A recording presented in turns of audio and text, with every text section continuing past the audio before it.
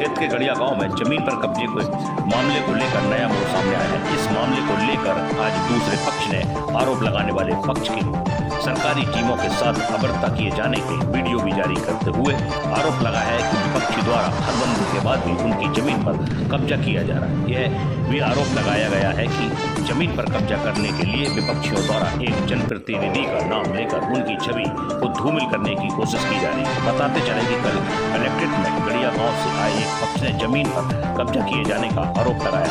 इस मामले को लेकर आज भूपेन सिंह निवासी कमल सिंह कॉलोनी ईसाई टोला है इस पूरे मामले में स्थिति को स्पष्ट करते हुए बताया कि उनकी जमीन मौजा गड़िया गांव में संक्रमणीय भूमि है। यह भूमि उनकी पुत्रियों के नाम पर दर्ज है। इस भूमि की हदबंदी तथा पत्थरगड़ी भी की जा चुकी है। इसी भूमि से कुछ दूरी पर विपक्षियों की भूमि है। पुष्पेंद्र के अनुसार उन्होंने पत्थर व बोल्डर की बाकायदा 4 दीवारी बनाई थी। उनकी और विपक्षियों की जमीन के बीच नत्थू तथा नगर निगम की सरकारी भूमि है। यहाँ तक कि विपक्षियों से उनकी जमीन की कोई भी सीमा मैच नहीं करती।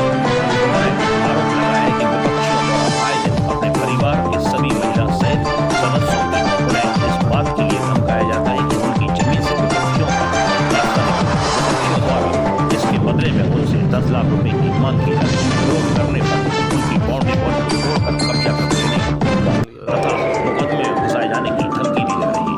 उन्होंने बताया कि इससे पूर्व भी जब नगर निगम तथा अन्य सरकारी विभाग की टीम नाप करने के लिए पहुंची तो विपक्षियों ने अपने परिवार की महिलाओं तथा पुरुषों सहित मिलकर सरकारी टीमों से भी अमर्यादा की तथा गाली गलौज की। भूपेन ने इस पूरे मामले में उच्च स्तरीय निष्पक्ष जांच कराकर विपक्षियों के खिलाफ कानूनी कार्रवाई किए जाने की गुहार लगाई।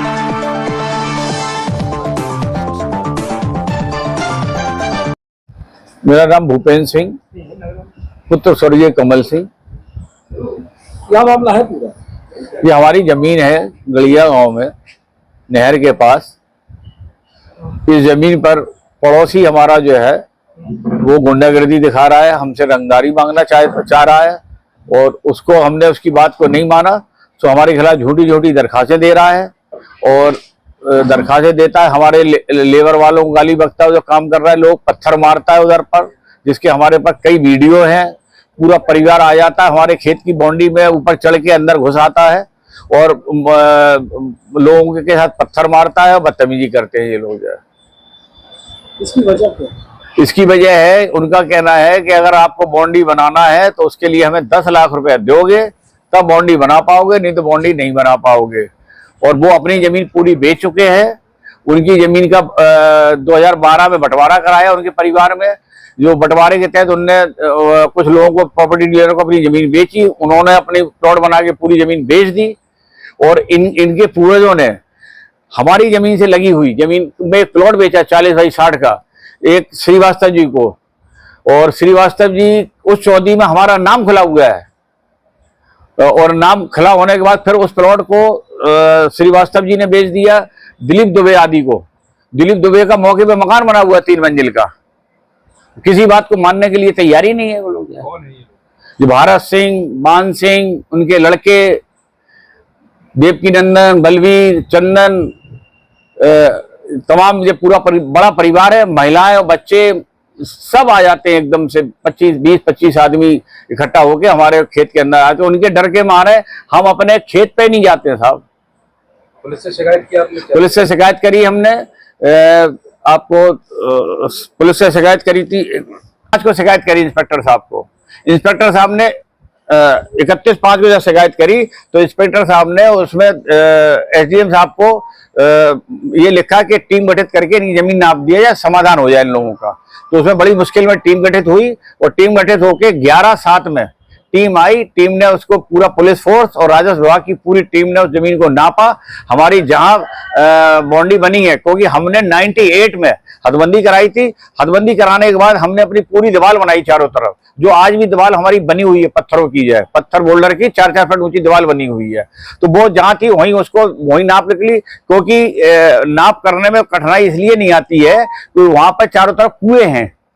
कुएं जो नक्शे में कुएं होते हैं, जो को ज्यादातर नाप होती है कुओं से होती है। कुओं से नाप होती है वो ज्यादा परफेक्ट मानी जाती है। तो वो नाप जहां से बिल्कुल इंच इंच की नाप हो सकती है जो है। तो उसके बाद वो लोग आए, आने के बाद उनको जो उनकी इच्छाएं थी वो पूरी नहीं होती दिखाई, तो चले गए और नौकरी खा जाएंगे, ऐसा करेंगे, और लोगों को गाली गलौज करके चले गए। और चले जाने के बाद 11 तारीख को ना हुई, 13 तारीख को जाकर के उन्होंने एक एग्रीमेंट कर दिया, ये एग्रीमेंट कर दिया साहब जी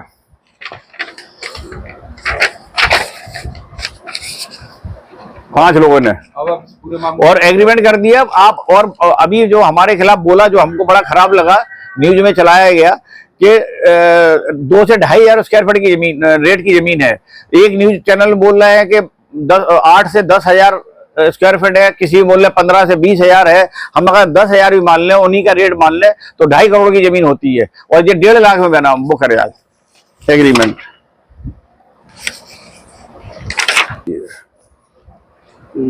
एग्रीमेंट करके आज ये देखिए। अब आप क्या चाहते हैं? हम तो ये चाहते हैं, हम हमारा बचाव हो जाए, क्योंकि ये कोई ना कोई षड्यंत्र रचेंगे हमारे खिलाफ, कुछ ना कुछ ये करेंगे ये, और इनसे हमारा बचाव हो प्रशासन को। हमने कप्तान साहब को भी इसकी एप्लीकेशन दी है, मुख्यमंत्री पोर्टल में भी हमने दी है, डीएम साहब को भी दी है, वो सब में ये बातें हमने लिखी हैं, सारी बातें। आपको हमला वगैरह किया ईंट पत्थर से, वैसा कुछ है? नहीं, हमारी लेबर को मारा, हम तो डर के मारे जाते नहीं है ना व्यक्तिगत, क्या किया? पत्थर मारते हैं लेबर को, क्यों?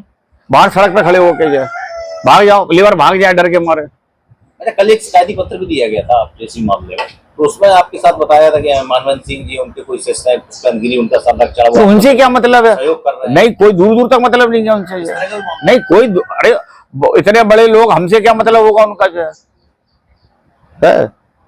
माननीय सभापति जी से हमसे क्या मतलब जो है? अगर मान लो वो हम क्षत्रिय, हमें वो क्षत्रिय हैं, तो क्या वो हमारे कोई वो थोड़ी है कि हमसे कोई उनसे कोई मतलब हो जाए, कोई मतलब है जो डिंगू महाराज से जो है।